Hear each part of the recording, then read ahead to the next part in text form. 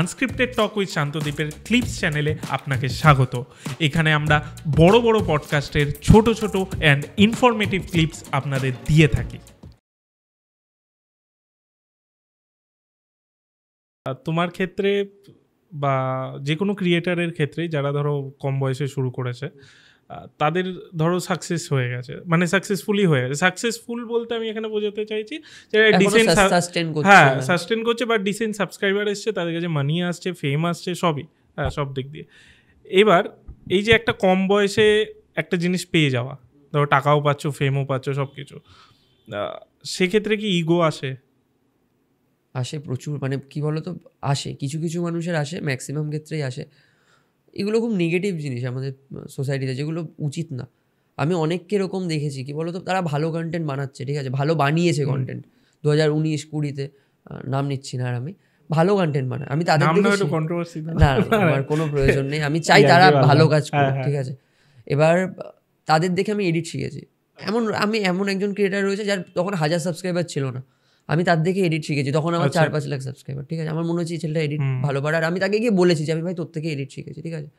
সেই মানুষগুলো যখন অল্প অল্প সাবস্ক্রাইবার বাড়ে, আমি জানি না সো কল, মানে আমি এই জেনারেশনের সাথে খুব একটা কানেক্ট হতে পারি না, তো সেই ক্ষেত্রে আমি দেখি যে তারা না খুব একটা কুল হয়ে যায় অল্প কিছু সাবস্ক্রাইবার হলে, যে এরা আমার ফ্যান নয়। মানে আজকে এই যে মানুষগুলো আমাদের ভিডিও দেখছে, তাদের আজকে ভালো লাগছে দেখছে, আমার পার্সোনালিটি ভালো লাগছে দেখছে, কালকে গিয়ে এরা কিন্তু দেখবে না তুমি যদি খারাপ কিছু একটা কাজ করো, এটা তোমায় খারাপ বলবে। আর এরকমই অডিয়েন্স হওয়া উচিত, এরকম অডিয়েন্স হলে আমাদের কন্টেন্ট ক্রিয়েটারদের জন্য খুব ভালো। আমি তোমার কথা যদি জিজ্ঞেস করি, ধরো যখন ফেম বা মানি আসে, যে কোনো মানুষের ক্ষেত্রেই সেটা কিন্তু আসে, মানে ইগো আসে। আমারও হয়তো যখন একটু 1 লাখ হয়েছিল তখন এসেছিল।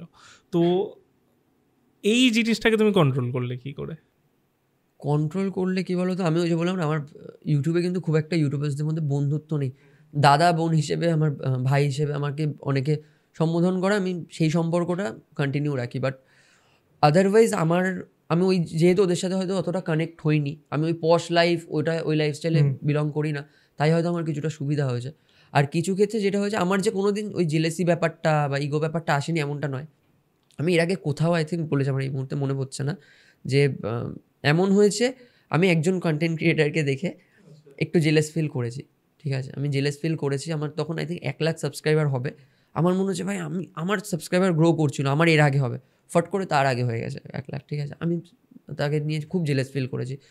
প্রায় 3 থেকে 6 মাস ওই মানুষটার সাথে নিজেকে কম্পিট করতে গিয়ে আমি আমার ভালো কন্টেন্ট যে বানাচ্ছিলাম ওটা হারিয়ে গেছে, উল্টে আমার গ্রোথ কমে গেছে।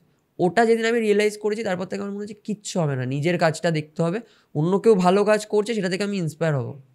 বাট কোনো রকম ওই এমন নেই যে আজকে অ্যাজ এক্সাম্পল ধরো কিরণদা কন্টেন্ট বানাচ্ছে, আমি কিরণদার কন্টেন্ট দেখে, উন্মেশদার কন্টেন্ট দেখে আমি যদি ভাবি ওদের কেন এত সাবস্ক্রাইবার হচ্ছে, ওরা তো একটা ওদের এই কন্টেন্টটার থেকে আমার এই কন্টেন্টটা ভালো, এই জিনিসটা আমি চিন্তাভাবনা যদি আমি আনি না, আমার গ্রোথ কমে যাবে, আমি খুশিই থাকতে পারবো না। আমি তো সাকসেসফুল মানে মনে করি যে আমি খুশি আছি, সাবস্ক্রাইবার কত এসব ম্যাটার করে না। তো সেই জায়গা থেকে আমি যদি ওদের সাথে কম্পেয়ার করি বা যে কোনো কারোর সাথে কম্পেয়ার করি, দেন খুশি থাকতে পারবো না। তো এই জিনিসটা আমি বুঝতে পেরেছি। তো আমার মনে হচ্ছে কম্পিট করার কোনো দরকার নেই, কোনো রকম জেলাসির দরকার নেই, নিজের মতো কাজ করব। তার স্টাইল আলাদা, আমার স্টাইল আলাদা, সে তার মতো কাজ করবে, তার অডিয়েন্স আলাদা, আমার অডিয়েন্স আলাদা। এটা আই থিঙ্ক আমাকে খুব হেল্প করেছে এই জিনিসটা ভাবতে। তোমার কি এমন ড্রিম আছে যেটা এখনো পূর্ণ হয়নি? আমার ড্রিম, হ্যাঁ, মানে এমন একটা থাকে যে এখনো পূর্ণ হয়নি, এটা হলে হয়তো হতো। না আমার ওরকম কোনো ড্রিম নেই গো। মানে আমার বেসিক্যালি ড্রিম বলতে আমি ওই ম্যাটেরিয়ালিস্টিক জিনিসপত্র নিয়ে আমার কোনো ড্রিম নেই। বাড়ি, মানে গাড়ি ফাড়ি, ওরকম বাড়িঘর করার ইচ্ছে রয়েছে, মানে আরও যত ভালো সুন্দর করা যায় ওটার ইচ্ছে রয়েছে। আদারওয়াইজ আমার জাস্ট কিচ্ছু লাইফে গোল নেই। আমার লাইফে গোল একটাই, যে একটা ফ্যামিলি থাকবে, মানে সবাই মিলেমিশে থাকার যে পরিবেশটা, একটা নর্মাল যেরকম হয়, আমার এটুকুই গোল। আমার এর বাইরে গিয়ে কোনো গাড়ি ফাড়ি এসবের কোনো গোল নেই। যেটা হবে, হ্যাঁ, আমার ওসব কিছু নেই। মানে আমার বন্ধুরাই আছে এখানে যারা তোমার মানে গাড়ি ঠাড়ি নিয়ে বলেন এটা এই গাড়ি, ওটা আমি জানি না কোনটা কি গাড়ি। আমার কাছে 4 হুইলার মানে ওই 4 চাকা গাড়ি, সে কোনটা অডি কোনটা তোমার অল্টো, আমার কোনো ডিফারেন্স নেই। বাইকের ক্ষেত্রেও তাই, যে কোনো জিনিসে। তো এরকম কোনো ম্যাটেরিয়ালিস্টিক স্বপ্ন আমার নেই। নর্মাল লাইফস্টাইল ভালো থাকুক, বন্ধুদের সাথে ফ্যামিলির সাথে আমি একটা ভালো সবাই মিলে একসাথে থাকতে পারি, হাসি খুশি সবাই, জাস্ট একটু সপ্তাহের শেষে যদি একসাথে একটু দেখা করতে পারি, ওই সময়টুকু থাকে, দ্যাটস এনাফ আমার জন্য। আদারওয়াইজ কোনো গোল নেই। এই জিনিসটা যেটা বললে এটা আমি রিলেট করতে পারলাম, কারণ এটা অনেকটা ফ্যামিলিগত দিক থেকেও আসে যে আমি কিভাবে বড় হয়েছি। হ্যাঁ, আমি দেখেছি আমার বাবা মাকে কষ্ট করতে, আমি দেখেছি এই জিনিসগুলো হতে। তো আজকে আমার পয়সা এসে গেছে বলেই আমি বিশাল কিছু করে নেব, সেটা নয়।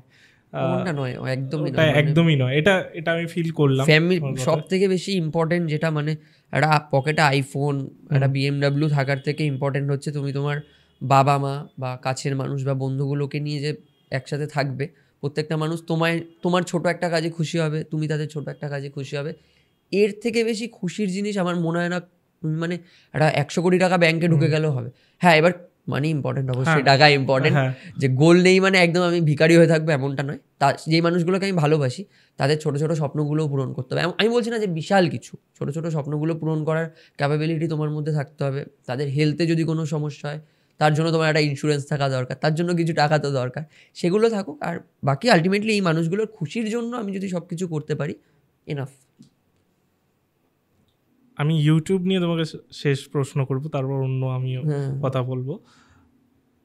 তোমার এই ইউটিউব জার্নিতে তুমি এখনো পর্যন্ত কি শিখেছো? ইউটিউব জার্নিতে কি শিখেছি গো? আমি টেকনিক্যাল কোনো কিছুই শিখিনি। আমি এখনও মানে আমার এডিট ফেডিট আমার আরও অনেক কিছু শেখার রয়েছে।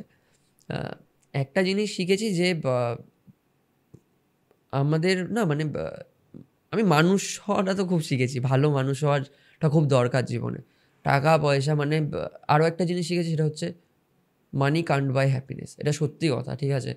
আর এমন এটা অনেকে আবার বলে যে এটা যারা টাকা ইনকাম করে নেয় তারা এই কথাটা বলে, অমন নয়। আমি একদম আমার ব্যাংকে 500 টাকা থাকতো 2018 আগে, 500 টাকা থাকতো।